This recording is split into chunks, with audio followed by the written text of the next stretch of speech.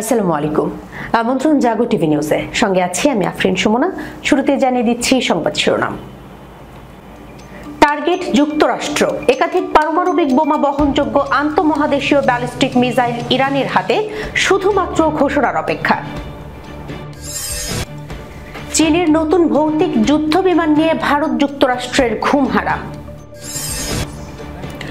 আফগানিস্তান দখলদারদের জন্য গোরস্থান, অতিথিদের জন্য জান্নাত। ট্রাম্পের হুমকির মাঝেই এরদোয়ানের উপদেষ্টার বিস্ফোরক মন্তব্য। যুক্তরাজ্য, পর্তুগাল, কানাডা ও অস্ট্রেলিয়ার পর এবার ফিলিস্তিনকে রাষ্ট্র হিসেবে ঘোষণা দিল ফ্রান্স। তালিকায় যুক্ত হচ্ছে ইউরোপের আরও 5টি দেশের নাম। ঘরে বাইরে সবখানি বিপদ, ক্ষমতা টিকিয়ে রাখতে বন্দীদের কুরবানি দিচ্ছে নেতানিয়াহু। ইসরায়েলি প্রধানমন্ত্রীকে ঘিরে ধরেছে বন্দীদের পরিবার। ফিলিস্তিনকে স্বীকৃতির পাল্টা পদক্ষেপ নিলে পরিণতি হবে ভয়াবহ, ইসরায়েলকে যুক্তরাজ্যের হুঁশিয়ারি। উত্তর কোরিয়া একটি গোপন অস্ত্র অর্জন করেছে, জানালেন কিম জং উন। দর্শক, শিরোনাম শুনছিলেন, এবার জানিয়ে দিচ্ছি বিস্তারিত। টার্গেট যুক্তরাষ্ট্র, একাধিক পারমাণবিক বোমা বহনযোগ্য আন্তঃমহাদেশীয় ব্যালিস্টিক মিসাইল ইরানের হাতে, শুধুমাত্র ঘোষণার অপেক্ষা।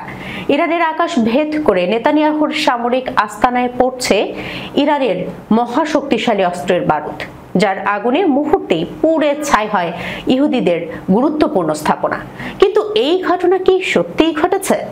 ইরানকে আর হালকাভাবে নেয়ার সুযোগ নেই। দেশটি এবার দেখিয়ে দিয়েছে তাদের সামরিক ও বৈজ্ঞানিক সক্ষমতা। ইসরায়েল ও যুক্তরাষ্ট্র সহ পশ্চিমাদের বুক কাঁপিয়ে ইরান হাজির করেছে দেশটির অন্যতম শক্তিশালী এক অস্ত্র। সেই অস্ত্রের মাধ্যমেই মধ্যপ্রাচ্যে নিজেদের শক্তির জানান দিল তেহরান। একাধিক পারমাণবিক বোমা বহনযোগ্য মিসাইল এখন ইরানের হাতে।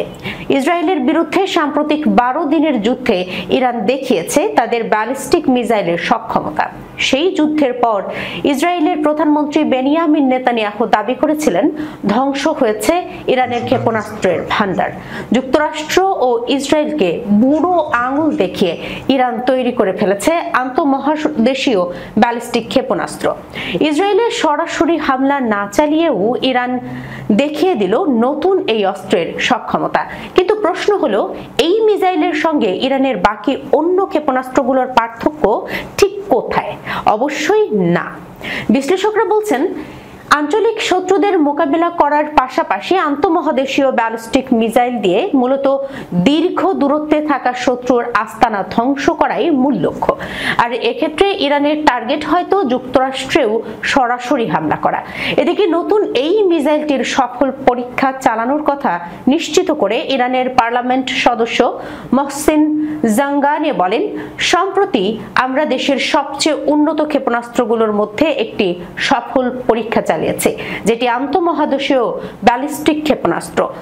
20 সেপ্টেম্বর এক প্রতিবেদনে বিষয়টি নিশ্চিত করেছে যুক্তরাজ্য ভিত্তিক সংবাদ মাধ্যম ইরান ইন্টারন্যাশনাল।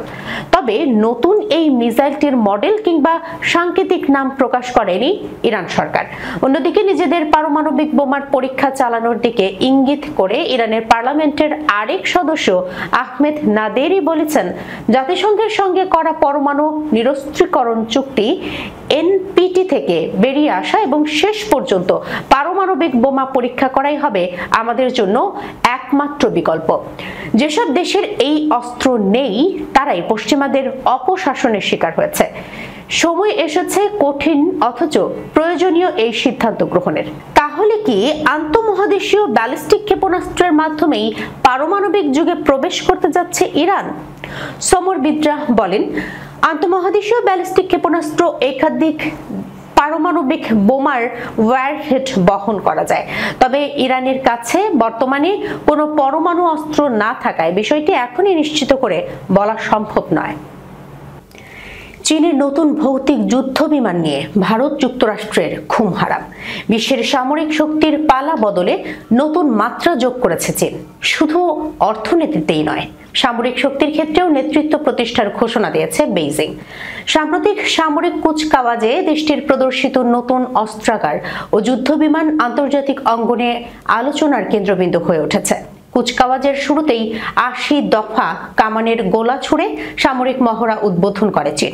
তবে সবচেয়ে বেশি নজর কেড়ে নেয় অত্যাধুনিক CS-5000 ড্রোন, যা এতদিন গোপনে রাখা হয়েছিল।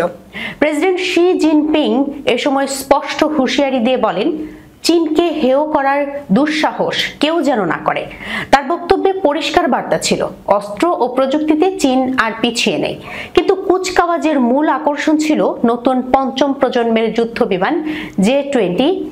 এটি বিশ্বের তৃতীয় স্টিলথ ফাইটার, যুক্তরাষ্ট্রের F-22 র্যাপটর ও F-35 লাইটনিং II এর পর।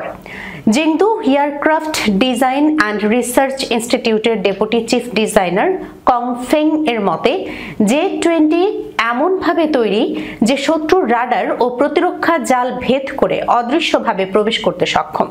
এর উন্নত রাডার, ইনফ্রারেড সিগন্যাল এবং দীর্ঘ পাল্লার ক্ষেপণাস্ত্র ব্যবস্থা এটিকে একদিকে গোপনীয়, অন্যদিকে ভয়ঙ্কর আক্রমণক্ষম করে তুলেছে।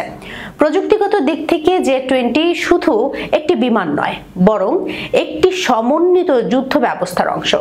এটি প্রারম্ভিক সতর্কীকরণ বিমান ও ড্রোনের সঙ্গে একযোগে কাজ করতে পারে, যা আধুনিক যুদ্ধক্ষেত্রে বহুমাত্রিক সুবিধা এনে দেবে। বিশেষজ্ঞদের মতে, বহুদূর থেকে শত্রুকে লক্ষ্যবস্তুতে পরিণত করার ক্ষমতা চীনের বিমান বাহিনীকে নতুন এক উচ্চতায় নিয়ে গেছে। আন্তর্জাতিক বিশ্লেষকরা বলছেন, J-20 এর উন্মোচন শুধু চীনের সামরিক প্রযুক্তির উন্নতির প্রতীক নয়, বরং বৈশ্বিক শক্তির ভারসাম্যের নতুন পরিবর্তনেরও ইঙ্গিত। দীর্ঘদিন যুক্তরাষ্ট্র ও রাশিয়া স্টিলথ প্রযুক্তিতে একচেটিয়া আধিপত্য বিস্তার করলেও চীনের দ্রুত অগ্রগতি বিশ্ব সমন্বিতের মানচিত্র পুনর্লিখনের বার্তা দিচ্ছে। আফগানিস্তানকে ট্রাম্পের হুমকির মাঝেই তুরস্কের প্রেসিডেন্ট এরদোয়ানের উপদেষ্টা ও রাজনৈতিক পর্যবেক্ষক ইয়াসিন আক্তাই বলেছেন, আমরা যদি গোরস্থান বলি তবে সেটা দখলদারদের জন্যই গোরস্থান। কিন্তু আফগানিস্তান এমন এক দেশ যেখানে দরজা দিয়ে শিষ্টাচার মেনে প্রবেশ করতে চাওয়া মানুষের জন্য এটি পৃথিবীর জান্নাত। এর মানুষের কারণে, আবহাওয়ার কারণে, প্রাকৃতিক সৌন্দর্যের কারণে এবং আল্লাহর দান করা সব নিয়ামতের কারণে। তিনি বলেন, আফগানিস্তানের বর্তমান বাস্তবতা আন্তর্জাতিক গণমাধ্যমে প্রচারিত চিত্রের চেয়ে অনেকটাই ভিন্ন। ইমারাতে ইসলামিয়া তালিবান দখলদার বাহিনীকে উৎখাতের পর এমন সব পদক্ষেপ নিয়েছে যা অতীতে প্রায় অসম্ভব বলে ধরা হতো। 2021 সালের আগস্টে যুক্তরাষ্ট্র ও ন্যাটো মিত্ররা আফগানিস্তান ত্যাগ করে, যা ইয়াসিন আক্তাইয়ের ভাষায় দখলদারদের জন্য এক গোরস্থান থেকে পালিয়ে যাওয়া। কিন্তু দেশটির জন্য এটি ছিল দখল মুক্তির সূচনা। আক্তাই বলেন, এই 4 বছরে আফগানিস্তান এক নতুন বাস্তবতায় প্রবেশ করেছে, যেখানে নিরাপত্তা, স্থিতিশীলতা এবং উন্নয়ন পরিকল্পনা হাত ধরাধরি করে চলছে। সরকার প্রথমবারের মতো সর্বস্তরের নাগরিককে উন্নয়নের জন্য এগিয়ে আসতে আহ্বান জানাচ্ছে। আক্তাই স্মরণ করিয়ে দেন, শেষ পর্যন্ত প্রস্থান আলোচনায় যখন প্রস্তাব করা হয়েছিল দূতাবাসে কিছু সৈন্য রাখা হোক, তখন তালেবান প্রতিনিধি জবাব দিয়েছিলেন, আমরা একটি পিস্তল রাখার অনুমতিও দেব না। যদি নিরাপত্তার কথা বলেন, তাহলে যে কেউ এই দেশে পদার্পণ করলে আমরা তার নিরাপত্তা নিশ্চিত করতে পারবো, আপনাদেরও করব। অতিথি হিসেবে মাথার উপরে স্থান দেব, কিন্তু দখল বা গায়ের জোরে আসবেন না। যখনই এভাবে আসবেন, আপনাদের সঙ্গে শেষ যোদ্ধা অবধি যুদ্ধই হবে একমাত্র জবাব। আক্তাই বলেন, এই দৃঢ় অবস্থানই আফগানিস্তানের সার্বভৌমত্ব মর্যাদার প্রতীক। আজ দেশটি বৈধভাবে আসা সব মানুষের জন্য উন্মুক্ত। তাদের বিনিয়োগ, পর্যটন এবং উন্নয়ন কার্যক্রমে অংশগ্রহণের জন্য আমন্ত্রণ জানাচ্ছে। যুক্তরাজ্য, পর্তুগাল, কানাডা ও অস্ট্রেলিয়ার পর এবার ফিলিস্তিনকে রাষ্ট্র হিসেবে স্বীকৃতি দিল ফ্রান্স। তালিকায় যুক্ত হচ্ছে ইউরোপের আরো 5টি দেশের নাম। প্রতিবেদনে বলা হয়েছে, ইউরোপের আরো বেশ কয়েকটি দেশ ফিলিস্তিনিকে রাষ্ট্র হিসেবে আনুষ্ঠানিক স্বীকৃতি দিতে পারে।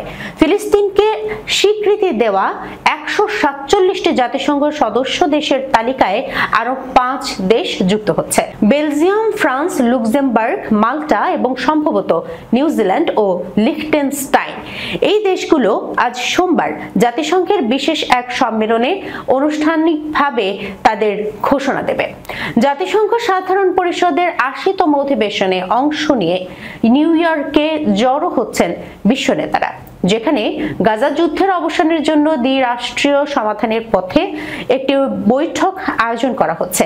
বিশ্লেষকরা মনে করছেন, পশ্চিমা বিশ্বের গুরুত্বপূর্ণ দেশগুলোর মধ্যে ফিলিস্তিনের প্রতি স্বীকৃতির ধারা ক্রমশ আরো সুদৃঢ় হচ্ছে, যা আন্তর্জাতিক অঙ্গনে এক ধরনের টার্নিং পয়েন্ট তৈরি করবে। কারণ ইউরোপের আরো কয়েকটি দেশ এখন ফিলিস্তিনকে স্বীকৃতি দেওয়ার ব্যাপারে ইতিবাচক অবস্থানে রয়েছে। তারা যদি একে একে এই স্বীকৃতি দেয়, তাহলে ইসরায়েলের উপর কূটনৈতিক চাপ বহুগুণে বৃদ্ধি পাবে। দীর্ঘদিন ধরে ফিলিস্তিন ও ইসরায়েলের সংঘাতের সমাধান হিসেবে দ্বিরাষ্ট্র ভিত্তিক প্রস্তাবকে সবচেয়ে কার্যকর সমাধান হিসেবে দেখা হলেও বাস্তবে সেই পথে অগ্রগতি খুবই সীমিত। এবার ফ্রান্স সহ পশ্চিমা শক্তিগুলোর এই স্বীকৃতি হয়তো আলোচনাকে নতুন মাত্রা দিতে পারে। সূত্র CNN। ঘরে বাইরে সবখানেই বিপদ। ক্ষমতা টিকিয়ে রাখতে বন্দীদের কুরবানি দিচ্ছে নেতানিয়াহু। ইসরায়েলি প্রধানমন্ত্রীকে ঘিরে ধরেছে বন্দীদের পরিবার। ইসরায়েলি প্রধানমন্ত্রী বেনিয়ামিন নেতানিয়াহুর বিরুদ্ধে বন্দীদের পরিবার অভিযোগ করে বলছে, নেতানিয়াহু তার ক্ষমতা টিকিয়ে রাখার জন্য এবং তার রাজনৈতিক প্রভাব প্রতিপত্তি ধরে রাখার জন্য আমাদের সন্তানদের জলাঞ্জলি দিচ্ছে। ইসরায়েলি প্রধানমন্ত্রী বেনিয়ামিন নেতানিয়াহুর বিরুদ্ধে বন্দীদের পরিবার অভিযোগ করে বলছে, নেতানিয়াহু তার ক্ষমতা টিকিয়ে রাখার জন্য এবং তার রাজনৈতিক প্রভাব প্রতিপত্তি ধরে রাখার জন্য আমাদের সন্তানদের কুরবানি দিচ্ছে। শনিবার সন্ধ্যায় কুদস এলাকায় নেতানিয়াহুর বাসভবনের সামনে অনুষ্ঠিত এক বিক্ষোভ সমাবেশে এমন অভিযোগ করেন তারা। গাজা উপত্যকায় গত ২ বছর ধরে চালানো ইসরায়েলি বাহিনীর নির্মূল অভিযান এবং উপত্যকা দখল করে ফিলিস্তিনিদের বাস্তুচ্যুত করার প্রেক্ষাপটে এমন অভিযোগ করেন তারা। বিক্ষোভ সমাবেশে এক বন্দীর বাবা বলেন, আজ গাজা যুদ্ধের ৭১৫তম দিন। এই দীর্ঘ সময় আমাদের সন্তানরা হামাসের সুড়ঙ্গের দোজকখানায় বন্দী। তিনি সাংবাদিকদের বলেন, আমরা এখন এমন একজন প্রধানমন্ত্রীর বাড়ির সামনে দাঁড়িয়ে বন্দীদের অবহেলা করাই যার প্রতিজ্ঞা। তিনি এমন ব্যক্তি যিনি নিজেকে রাজনৈতিক সংকট থেকে মুক্ত রাখতে আমাদের সেনাবাহিনীকে ব্যস্ত রেখেছে। তিনি আরো বলেন, আমাদের মতো নেতানিয়াহু জানেন যে গাজায় অভিযান প্রসারিত করলে আমাদের বন্দীদের ও সেনাদের জীবন বিপন্ন হতে পারে। তথাপি তিনি আমাদের সন্তানদের মৃত্যুর মুখে ঠেলে দিতে এবং অভিযান প্রসারিত করছেন। মূলত আমাদের সন্তানদের রক্ত তার কাছে নিজের চেয়ার বাঁচানোর মাধ্যম ছাড়া আর কিছুই নয়। তিনি বক্তব্যের শেষে বলেন, আমরা যদি এখন নেতানিয়াহুর বিরুদ্ধে সজাগ না হই, তাহলে তিনি আমাদেরকে এক অনিঃশেষ যুদ্ধের দিকে ঠেলে দেবেন। ফিলিস্তিনকে স্বীকৃতির পাল্টা পদক্ষেপ নিলে পরিণতি হবে ভয়াবহ। ইসরায়েলকে যুক্তরাজ্যের হুঁশিয়ারি। যুক্তরাজ্য, কানাডা, অস্ট্রেলিয়া ও পর্তুগালের ফিলিস্তিনকে রাষ্ট্র হিসেবে স্বীকৃতির প্রতিক্রিয়ায় ইসরায়েলের হুঁশিয়ারির জবাবে পাল্টা হুমকি দিল যুক্তরাজ্য। ব্রিটিশ পররাষ্ট্রমন্ত্রী ইয়েভেট কুপার সতর্ক করে বলেছেন, পশ্চিম তীরের কোনো ভূমি নতুন করে দখল করলে ইসরায়েলের পরিণতি হবে ভয়াবহ। জাতিসংঘের সাধারণ পরিষদের অধিবেশনে যোগ দেওয়ার আগে ব্রিটিশ সংবাদ মাধ্যম বিবিসিকে এই তথ্য জানিয়েছেন ব্রিটিশ পররাষ্ট্রমন্ত্রী ইয়েভেট কুপার। উল্লেখ্য, গত রোববার প্রধানমন্ত্রী কিয়ার স্টারমার কানাডা, অস্ট্রেলিয়া ও পর্তুগালের সঙ্গে একযোগে ফিলিস্তিনকে স্বীকৃতি দেন। তাৎক্ষণিকভাবে এই পদক্ষেপের তীব্র নিন্দা জানান ইসরায়েলের প্রধানমন্ত্রী বেনিয়ামিন নেতানিয়াহু। একে সন্ত্রাসবাদকে পুরস্কৃত করার শামিল বলে মন্তব্য করেন তিনি। ব্রিটিশ পররাষ্ট্রমন্ত্রী কুপার বলেন, যুক্তরাজ্যের এই সিদ্ধান্তই ইসরায়েল ও ফিলিস্তিন উভয়েই নিরাপত্তা নিশ্চিত করবে। তিনি বলেন, এটি মূলত শান্তি, ন্যায়বিচার ও মধ্যপ্রাচ্যের স্থিতিশীলতা ফিরিয়ে আনার জন্য নেওয়া একটি পদক্ষেপ। তার ভাষ্য, দুই পক্ষেরই উগ্রপন্থীরা দুই রাষ্ট্র সমাধানকে ভেস্তে দিতে চাইছে, কিন্তু যুক্তরাজ্যের নৈতিক দায়িত্ব হলো এই সমাধানকে আবারও সামনে আনা।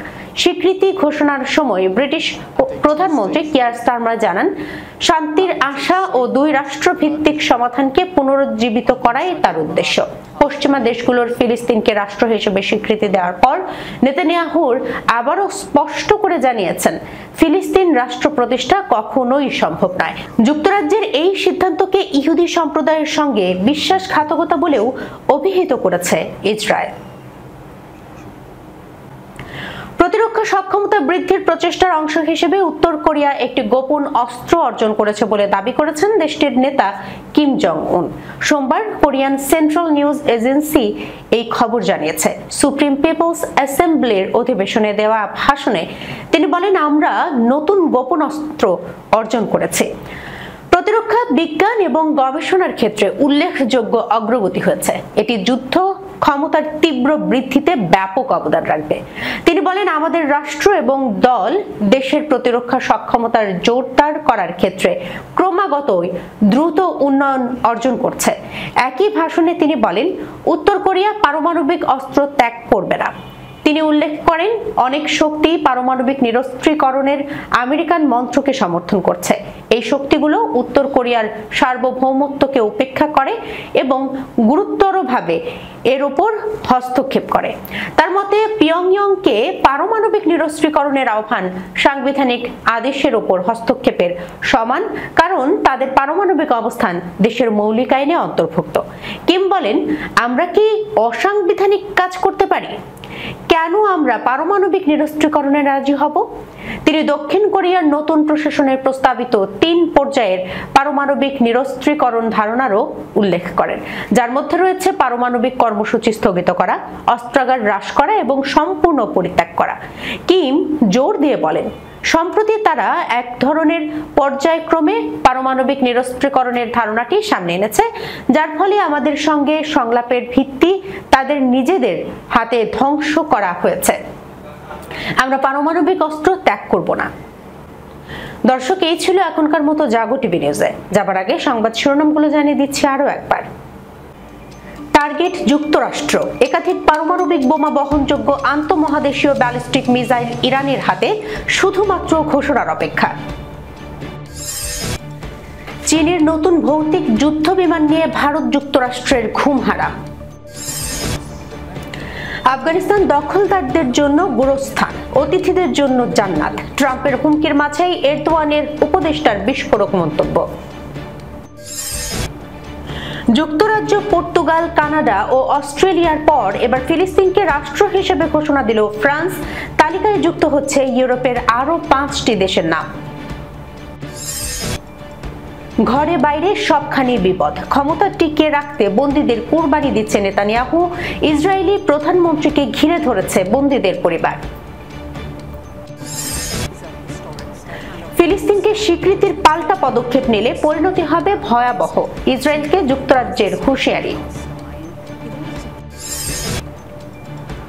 উত্তর কোরিয়া একটি গোপন অস্ত্র অর্জন করেছে, জানালেন কিম জং উন। এখনকার মতো এই পর্যন্তই। এতক্ষণ পর্যন্ত যারা সঙ্গে ছিলেন সবাইকে অসংখ্য ধন্যবাদ। আল্লাহ হাফেজ।